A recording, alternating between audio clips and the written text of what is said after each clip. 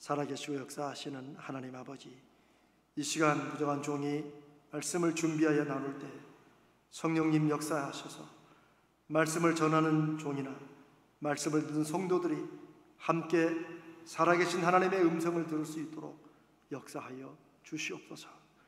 우리 주님 거룩하신 예수님의 이름으로 간절히 기도드리옵나이다. 아멘.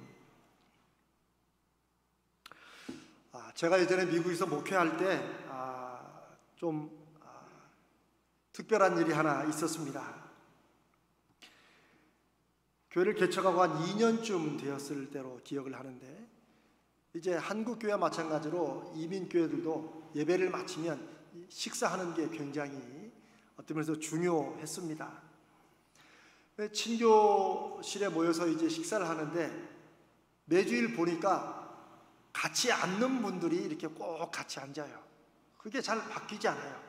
뭐 그럴 수 있죠. 그랬는데 새로운 교인들이 이제 교회에 오면 좀 이렇게 같이 이렇게 끼고 앉아야 되는데, 한 주, 두 주 지나가도 늘 세교우들이 이렇게 자리를 어디 앉을지 몰라서 이렇게 하는 그런 게 눈에 보였습니다. 그래서 제가 참 그걸 고민을 했습니다. 오죽했으면 다음 주부터 아예 그냥 자리를 이렇게 방법을 정해놓고 앉으라고 할까?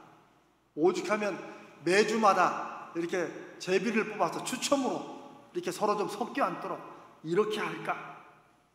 하여튼 뭐 이런저런 고민을 하다가 제가 그 세교우들 두 가정인가가 이렇게 있었는데 너무 제가 마음에 걸려서 제가 뭐 몇몇 성도한테 좀 부탁도 좀 해볼까 하다가 결국 제가 이렇게 했습니다. 고민 끝에 제가 그 세교우들 두 분들을 제가 이렇게 테이블로 제가 이렇게 함께 앉아서 제가 저의 솔직한 이런 고민을 교회 왔는데 누구 이렇게 아는 채도 이렇게 하지 않고 하니까 좀 많이 힘드시죠? 뭐 이런 얘기를 제가 솔직하게 나누면서 제가 교회 역사 속에 있었던 실제 얘기 하나를 그분들께 해드렸습니다.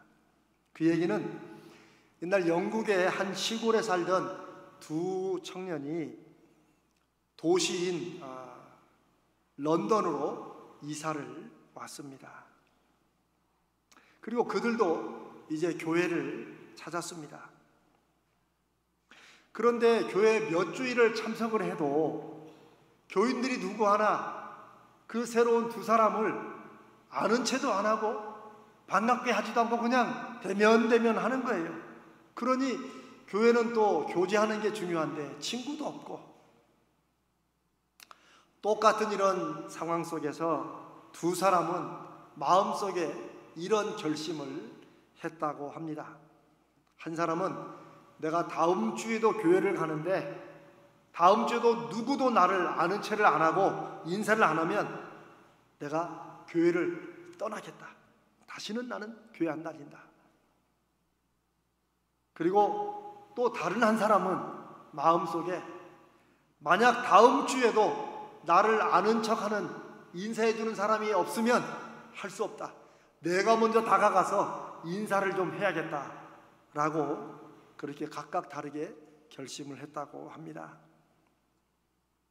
그런데 결국 그 다음 주에 아무도 역시 아는 척을 안 해서 한 친구는 교회를 떠났고 다른 친구는 자기가 먼저 교인들에게 다가가서 친구를 삼고 교회에 남게 되었답니다.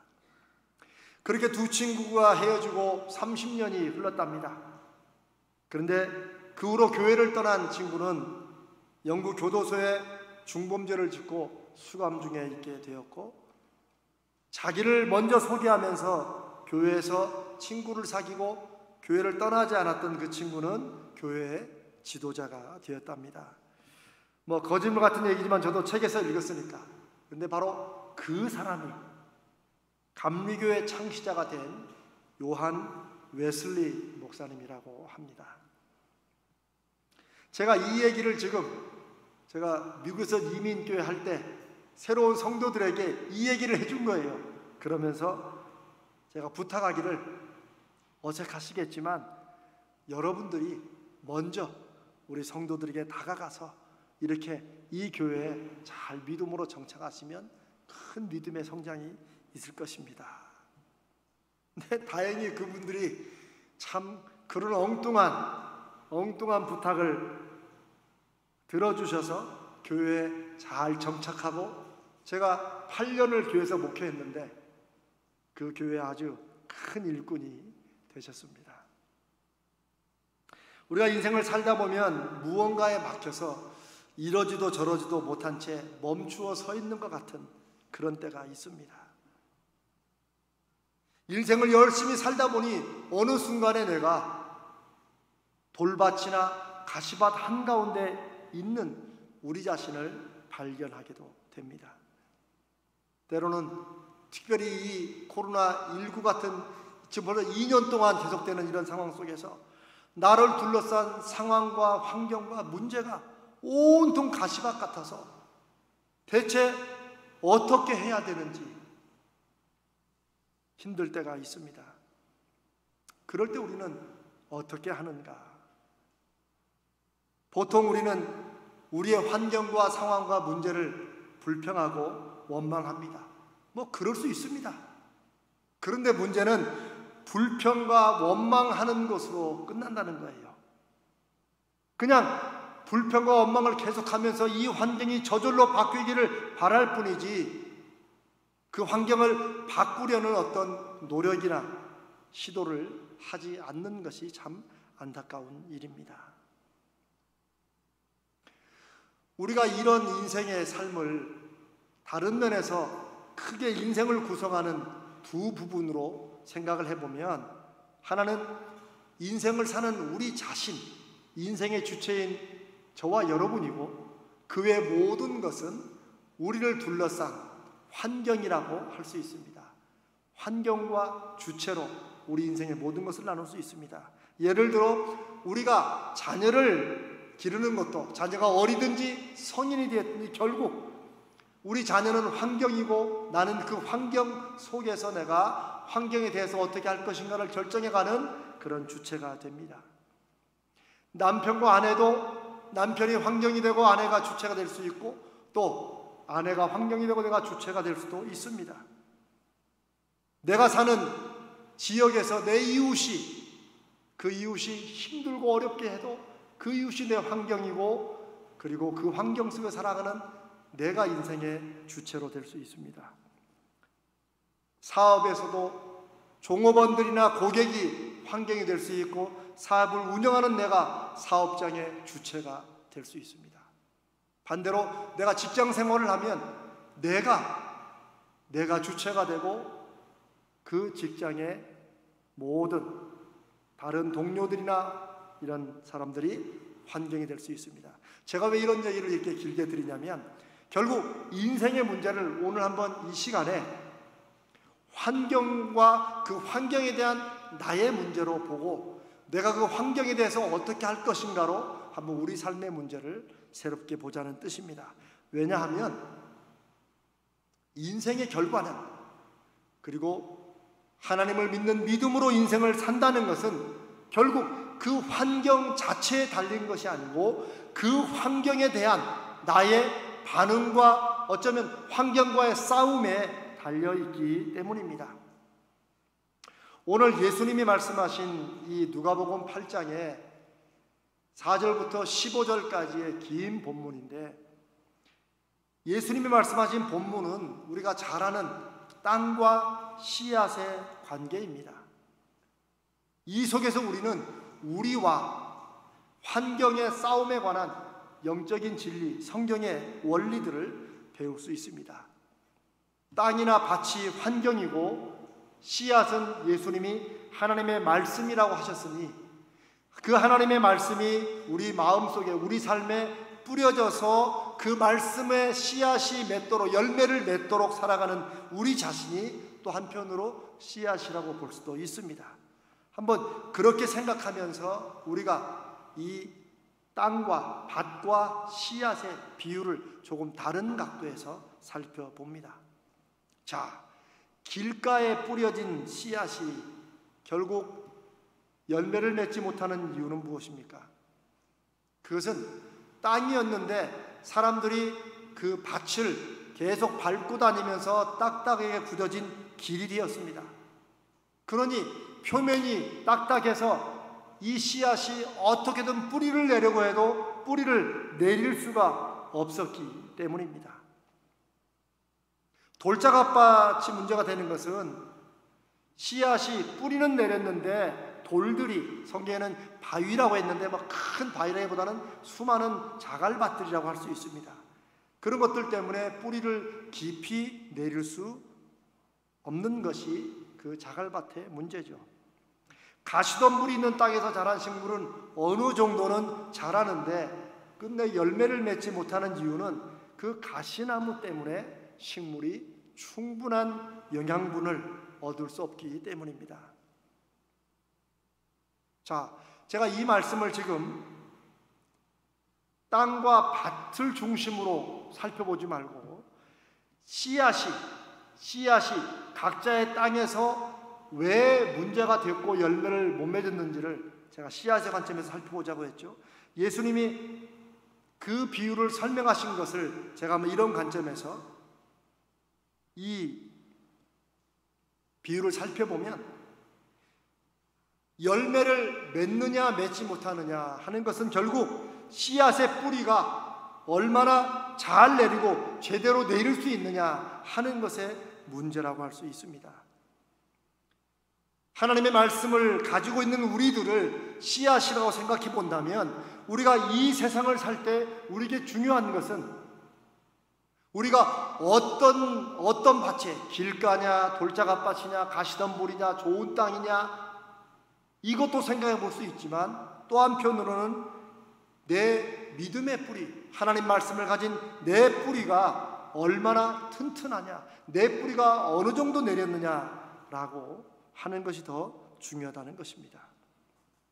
길가에 뿌려진 씨앗이 새들에게 먹힌 것을 우리 예수님은 마귀가 말씀을, 그 씨앗을 빼앗아 버렸다고 말씀하십니다. 이건 우리에게 적용해 보면 우리가 예수를 믿는다고 해도 잠깐 믿었던, 수십 년을 믿었던, 자기가 살아가는 인생이 너무 힘들고 어렵게 받아들여서 그 인생에 계속해서 믿음의 뿌리를 내리지 못하는 거예요. 쉽게 말하면 믿음으로 무언가 인생의 문제를 한 번도 이겨내보지를 못한 거라고 할 수 있습니다. 그래서 어떻게도 인생의 환경 속에서, 상황 속에서, 문제 속에서 뿌리를 내리지 못하고 그냥 옛날 어른들 말씀으로 교회 문턱만 밟는, 교회만 왔다 갔다 하는 이런 신앙이 바로 길가에 뿌린 씨앗이라고 볼 수 있습니다. 뿌리를 하나도, 말씀의 뿌리가 하나도 자기의 심령에, 삶에 내리지 못한 것이죠.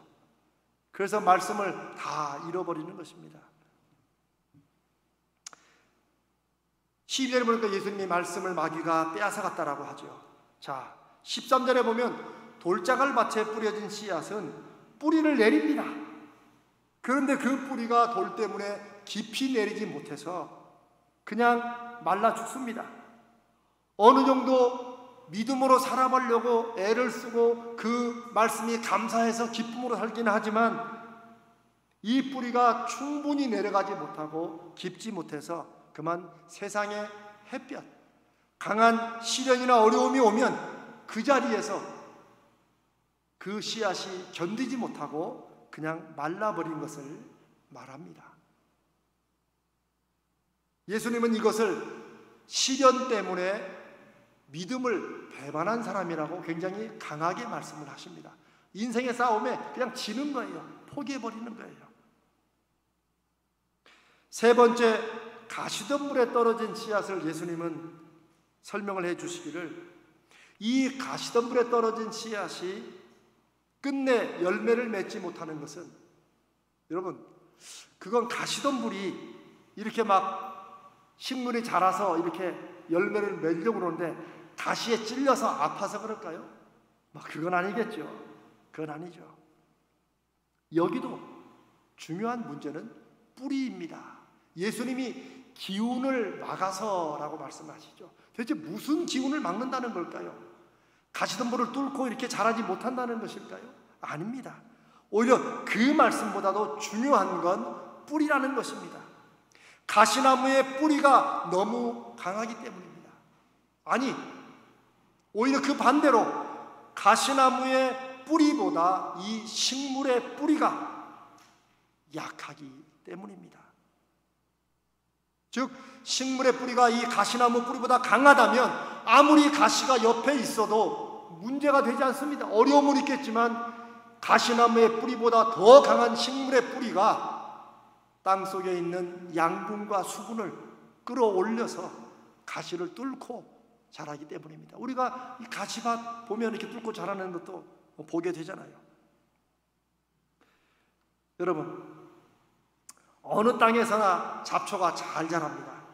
우리 교회도 이번 여름에 한 몇 개월 그냥 내버려 뒀더니 그 조그맣게 있는 우리 화단이 온통 잡초로 덮여가지고 우리가 반나절 내내 성도들과 함께 그것을 뽑은 적이 있습니다. 우리는 잡초를 뽑아야 될 골칫거리로 생각하죠. 왜 자라라는 것은 안 자라고 이렇게 잡초만 자라는지 여러분 아마 그런 불평 해보신 적 있으실 것입니다. 사람의 눈에는 잡초는 어디서나 잘 되는 이상한 풀이지만 사실 잡초가 잘 되는 이유가 무엇입니까? 그것은 주변의 다른 우리가 자랐으면 하는 어떤 꽃나무나 꽃들보다도 잡초가 훨씬 더 뿌리의 힘이 강하다는 것입니다. 잡초가 다른 것들보다 양분과 수분을 더 잘 뽑아내기 때문에 잡초는 내버려 둬도 너무 잘 자라는 것이죠. 여기에 뿌리에 중요한 이유가 있습니다. 14절에 예수님은 이 가시덤불 속에 자라서 끝내는 가시덤불의 기운 때문에 열매를 맺지 못하는 것을 이 세상의 염려와 그리고 재물과 향락 때문이다.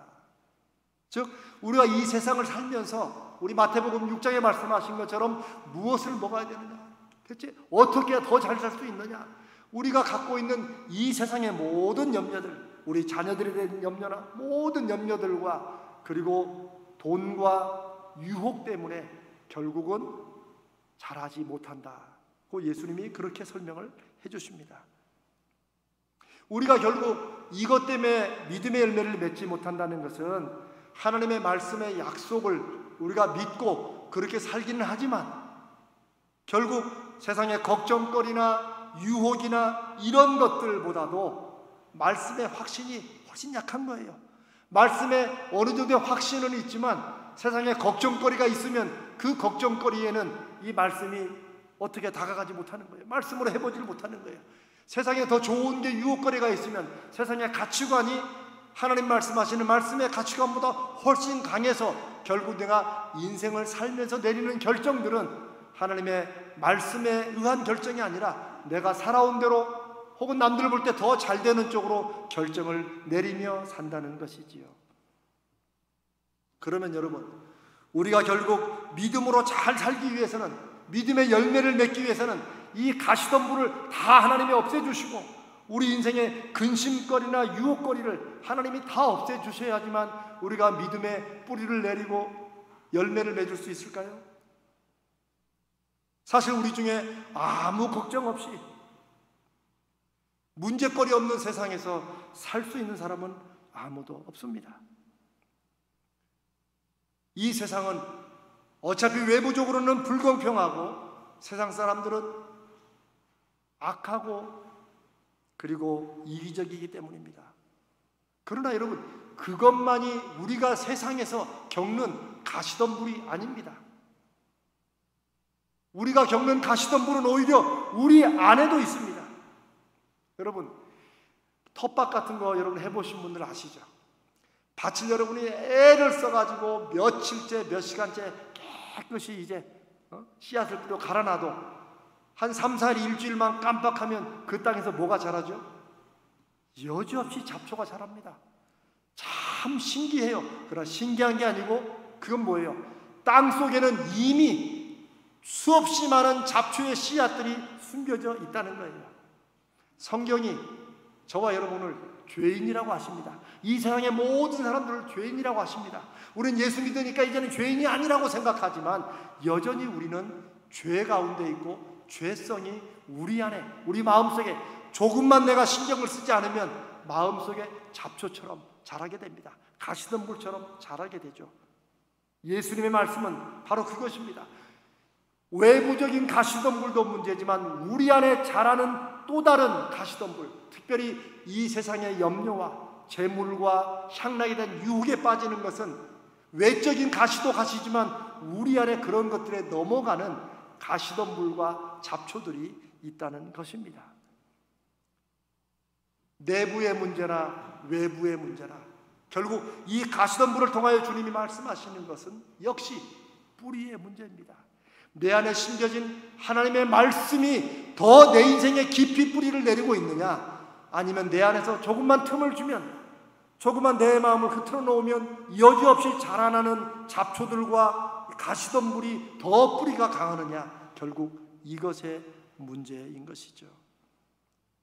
사랑하는 여러분, 우리가 하나님 말씀을 믿고 산다고 하지만 정말 중요한 것은, 어떤 학자의 말대로 믿음에서 정말 중요한 것은 믿는 정도가 아니라 확신이어야 한다고 한 말을 기억합니다. 확신은 무엇입니까? 그렇게 정말 믿기 때문에 하지 않을 수 없는 그런 수준을 확신이라고 하죠. 확신의 깊이가 클수록 강할수록 우리 믿음의 뿌리가 이 세상에서 다른 어떤 문제나 유혹이나 염려거리보다도 뿌리가 더 깊어서 우리가 그것을 이겨내고 열매를 맺는 거라고 할 수 있습니다. 사랑하는 여러분, 환경보다 뿌리가 중요합니다. 우리 눈에 보이는 외적인 환경도 그렇지만 우리 안에 있는 그 어떤 환경보다도 우리의 뿌리가 중요하다는 것, 우리가 기억해야 될 줄로 믿습니다. 제가 전에 책에서 한번 읽었는데 참 이 예화가 재밌습니다.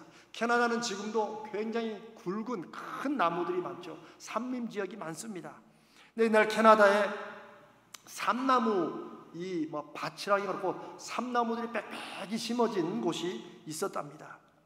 막 아름드리 삼나무가 하늘을 찌를 듯이 있는데 어느 날 조금 강한 태풍이 불었는지 그 육중한 삼나무 거목들이 그냥 다 쓰러진 거예요. 근데 문제는 그 태풍이 이전의 태풍보다 유일하게 강한 그런 태풍은 아니었고, 조금 바람이 세기는 셌지만 그렇게 막 삼나무가, 그 굵은 나무가 주변에 작은 나무들도 꼿꼿이 잘 서 있는데 그 육중한 삼나무들이 넘어진 것을 보고 이제 식물학자들이 조사를 해봤답니다. 대체 뭐냐? 그런데 결국 문제는 뿌리였습니다. 넘어진 삼나무들을 보니까 다 뿌리들이 짧고 약해요. 수없이 많은 잔뿌리와 실뿌리들은 많은데 버티고 설 만한 긴 뿌리들은 없다는 거예요. 그냥 모두가 다 그냥 발라당 뽑힌 것처럼 되어 있는 거예요. 여러분, 우리도 종종 이런 거 보시죠. 언제 한번 바람이 세면 한 번씩 가로수 넘어갈 때 있잖아요. 여러분, 넘어진 가로수 보신 적 있으세요? 그 뿌리가 어떻습니까? 뿌리가 잘려서 뽑힌 가로수는 하나도 없습니다. 다 이 가로수를 심을 때 어린 나무부터 심은 게 아니고 큰 나무들 뿌리를 잘라가지고 거기다 심어놔서 그런지 이 가로수 뿌리들이 깊이 내려서 자기의 등치를 지탱하지를 못합니다. 그래서 조금 태풍이 세게 불면 그나마 약한 뿌리들이 그냥 그대로 온통, 그냥 어떨 때는 그 심은 그 흙덩이까지 그대로 다 뒤집어지는 경우도 있죠. 이 삼나무가 바로 그런 것이었습니다. 그런데 식물학자들은 이 삼나무는 옮기다 심은 것도 아니고 어려서부터 심은 나무인데 왜 이렇게 뿌리가 짧을까를 연구를 해봤어요. 그랬더니 놀랍게도 그 삼나무가 심겨진 그 땅이 너무나도 좋은 땅이에요. 다시 말하면 그 땅이 너무너무 좋아서 양분과 수분이 너무 풍부하니까 이 나무들이 굳이 수맥을 찾아서 깊이 뿌리를 내릴 필요가 없는 거예요. 그러니까 적당히 뿌리를 내고 더 많은 양분과 수분을 뽑기 위해서 실뿌리들, 잔뿌리들만 잔뜩 모든 삼나무가 그렇게 성장을 하고 있었던 것이죠. 겉으로 볼 때는 아름드리 큰 거목이지만 실은 밑에 뿌리는 잠깐 빨리 물과 양분을 뽑기 위한 잔뿌리로 되어 있어가지고 조금 강한 태풍이 불자 그렇게 다 넘어간 것이라는 얘기를 제가 책에서 읽은 적이 있습니다. 이 삼나무를 생각해 보면 우리가 온실 속의 화초라는 옛 속담이 있죠. 아무리 화초가 아름답게 커도 그 바깥에 내놓으면 다 죽는 이유가 무엇입니까? 약하기 때문이죠. 그렇게 본다면 우리는 우리 인생의 환경이 좋기를 하나님 앞에 기도합니다. 그거 당연한 기도고 또 그런 기도가 필요하죠. 그러나 어떤 면에서는 우리의 환경이 좋다는 것이 꼭 우리 인생에 하나님이 주시는 축복만은 아니라는 것입니다. 이게 우리 자녀를 기를 때도 마찬가지인 것 같습니다. 우리 부모 중에 자녀를 위해서 정말 모든 것을 희생하고 싶지 않은 우리 부모가 어디 있습니까?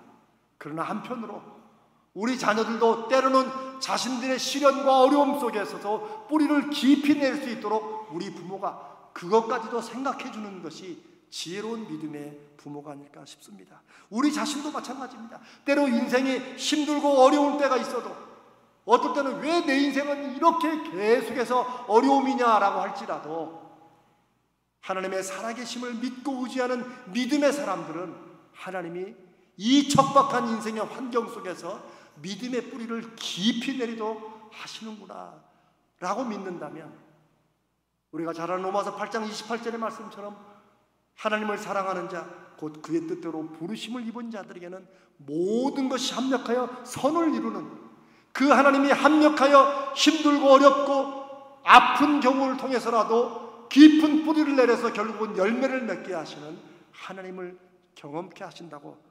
확신합니다. 사랑하는 여러분, 힘들고 어려운 환경도 우리가 믿음으로 바라보면 우리의 뿌리를 깊이 내리고 뿌리가 강해지도록 하나님이 은혜의 기회를 주신다고 우리가 생각할 수 있습니다. 우리 인생의 환경은 여러분 수시로 변하지 않습니까? 좋은 환경도 때로는 힘들어질 때가 있고 지금 이렇게 힘들어도 결국 언젠가는 좋은 환경이 올 것입니다.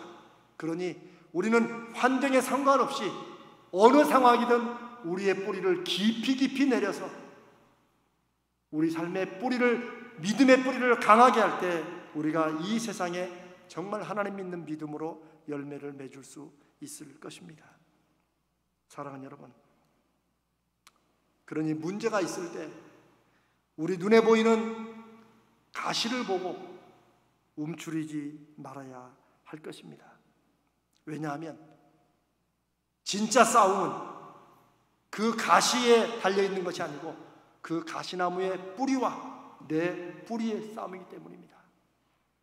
진짜 믿음으로 살아간다는 것은 문제가 없는 인생이 아니라 어려움이 있어도 결국은 그 어려움의 뿌리가 더 깊은지 아니면 하나님을 믿고 의지하는 내 믿음의 뿌리가 더 깊은지 결국 어떤 뿌리가 더 강해서 그 시련과 환경을 이겨내느냐 아니면 시련과 환경에 내가 넘어지느냐 그것에 내 모든 믿음도 뺏기고 말씀도 뺏기고 내 인생의 모든 것들을 다 빼앗겨버리느냐 하는 것의 문제입니다. 우리 인생에 가시덤불이 있을지라도 인생에 시련이 있을지라도 가시와 싸워 이기는 길은 가시만 내 눈에서 사라지도록 하는 것이 아니고 가시보다 더 강한 뿌리를 가지면 되는 것처럼 우리가 때로는 우리가 살아가는 인생의 환경 자체를 아무리 원해도 바꿀 수가 없을 때가 있습니다. 그럴 때에는 저는 우리 자신의 내면에서 자라는 이 가시의 이 어려움들이 이것들은 이길 수 있도록 우리 안에 믿음의 뿌리를 강하게 하는 것이 필요하다고 믿습니다. 우리 부부가 수십 년을 살아도 남편이 아내를 바꿀 수 있습니까? 없습니다. 아내가 남편을 바꿀 수 있습니까? 없습니다. 지혜로운 부부는 서로 맞추어 가는 것입니다. 서로 맞춘다는 게 뭐예요? 이 사람이 바뀌어야 내가 행복해지는 게 아니고 내가 바뀌어서 이 사람과 함께 아름답게 살아가는 것입니다. 인생의 모든 일들은 하나님이 그런 면에서 환경과 씨앗의 관계로 우리에게 말씀을 해 주시는 것입니다. 다른 사람 바꾸느니 내가 내 자신을 바꿔가는 것이 하나님이 주신 지혜고, 환경이 안 바뀌면, 애쓰다가 안 바뀌면 그 환경에 내가 버틸 힘을 가지는 것이 믿음의 지혜입니다. 우리 예수님이 15절에 좋은 땅이라도 하시면서 특이한 말씀을 하십니다. 좋은 땅에 심긴 씨앗들은 환경이 좋으면 그냥 바로바로 막 자라서 열매를 맺을 것 같은데, 주님 말씀하시기를 좋은 땅이라도 인내로 결실한다라고 말씀을 하십니다. 우리가 믿음의 뿌리를 강하게 한다, 뿌리가 중요하다고 했는데, 그 말씀은 다른 면으로 하면 우리가 인내하고 참아내는 것이 때로는 우리 믿음의 뿌리를 뜻한다는 것입니다. 우리의 뿌리를 강하게 한다는 것은 대단한 일이 아닙니다. 그것은 때로는 그 상황 속에서도 인내하는 것입니다. 성경은 믿음으로 사는 인생은 많은 경우에 하나님의 역사와 하나님의 때를 믿으며 인내하는 것이라고 말씀하십니다. 예수님도 항상 기도하되 절대 낙심하지 말고 포기하지 말고 인내함으로 하나님이 응답하시기를 기다리라고 말씀하시지 않습니까? 저 아프리카 밀림 속에 벌레 얘기가 하나 있습니다. 이 벌레는 딱정벌레인데 이빨도 없고 날개도 없습니다. 그러니 천적들이 달라붙어도 뭐 빨리 도망가지도 못하고 늘 느릿느릿 기어다니는 수준인데, 그런데 이 벌레가 천적으로부터 살아남는 방법, 비결은 하나, 버티는 거라고 합니다. 이 벌레의 발 8개의 끝에 이 흡판 같은 빨판 같은 게 있는데, 평상시에는 기어다니다가 큰 벌레나 천적들이 이제 이 벌레를, 이 등을 못 먹으니까 이 배를 뒤집어서 이 배를 먹으려고 공격하려고 자꾸 뒤집으려고 한대요. 근데 그럴 때면 그때 자기 발에 있는 빨판 이거 하나 가지고 8개로 그냥 나뭇잎이든 나무 등걸이든 바짝 달라붙는 거예요. 더 큰 벌레가 뒤집으려고 하면 할수록 더 달라붙어서 심지어는 나뭇잎과 나무 등걸과 하나가 되는 것처럼 찰싹 달라붙는다는 거예요. 그러니 그 어떤 천적이 이걸 뒤집으려고 해도 못 버티고 그냥 사라지면 그때서야 발에 힘을 풀고 또 천천히 기어가는 그런 특이한 벌레가 있다고 합니다. 저는 하나님께서 사랑하는 사람들에게 이 세상을 막 이길 대단한 사람들이 부러워하는 이런 대단한 무기는 주시지 않을지라도 우리에게 주신 믿음 하나만큼은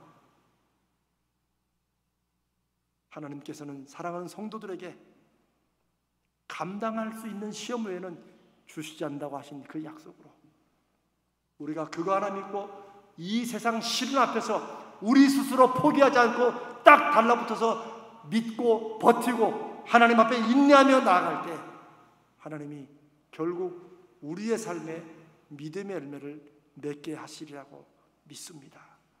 사랑하는 성도 여러분, 코로나19가 2년째 이렇게 돼가고 있습니다. 11월 달부터는 위드 코로나 한 해 조금 나아지긴 하지만 너무 그것보다도 조금 더 갈 수 있다.